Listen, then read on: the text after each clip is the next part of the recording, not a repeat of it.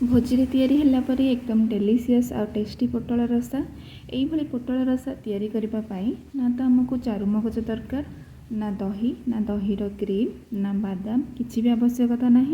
घरे आमर जो सब बेसिक मसला थाए आवेलेबल सब बेले से मसला दे आम तैयारी करबा आज पोटल रसा।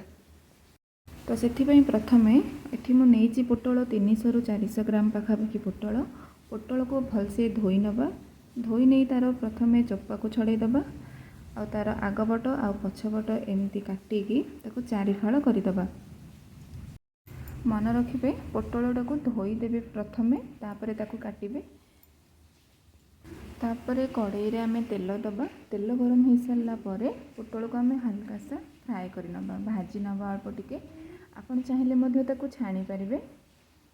एठी मो आलू नहीं गोटे बड़ आलू को एमती सरू सरू लंबा लंबा करके काटी देथिली।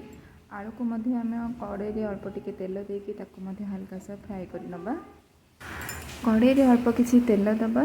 तेल दे एठी मो नहीं गोटे बड़ पियाज और गोटे बड़ टमाटो ताको एमती मीडियम साइज रे काटी नहीं। पियाज और टमाटो को आमे अल्प टिके भाजी नबा जेमती से टिके नरम हो जिवो। तापर मिक्सचर को काढ़ी आमे तार पेस्ट बनै नबा। मन रखिए पियाज और टमाटो को बेसी कड़ा करके भाजबेनि, अल्प हल्का सा टिके नरम है परी भाजबे। तो तापर आम कड़ाई रे तेल दबा। तेल दे मुझे गोटा गरम मसला ऐड करी। तापर बाटिकी रखि टमाटो और पियाजर पेस्ट आम दबा। तो मसलाटा को भलसे कषिबा जमती से तेल बाहर से कषिबा और तले जमती लगुन। तो एपटे आउ किछि मसला तैयारी करने मु मिक्सचर रे नहीं गुंड काजू, सुखिला लंका, कंचा लंका, धनिया पत्र, अदा नहीं मुझे गोटे इंच पाखापाखि अदा, 5 ରୁ 7 कोला नहीं मुझे रसुण। तो अल्प टिके पानी दे तार जूस बनै नबा। कड़ाई रे से सब मसला ऐड करवा। ध्यान रखिए मसलाटा जमी तले बिल्कुल भी लगे, कारण मसला लगिले पोड़ी गले तरकारी पूरा खराब हो। मसलाटा तरकारी रोचे बहुत इम्पोर्टेंट। तापर आम से लुण दबा, हलदी दबा, तो टिके गरम मसला देकी मसलाटा को आम भलसे कषि नबा। मसला आमर पाखापाखि कषि हो आसला।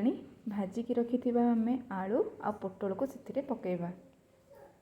जेहेतु आमर पोटल आलू को आम भलसे भाजी नहीं तो सीझापी बेसी समय लगभग। तो आवश्यकता अनुसार से आम पानी दबा। पानी दे सारा 5 ରୁ 7 मिनट खंडे ताको छाड़ीबा, से भलसे फुटिबो। तो रेडी हो गला आमर पोटल आलू रसा। वीडियोटी जदि भल लगी गोटे लाइक निहाती करेंगे।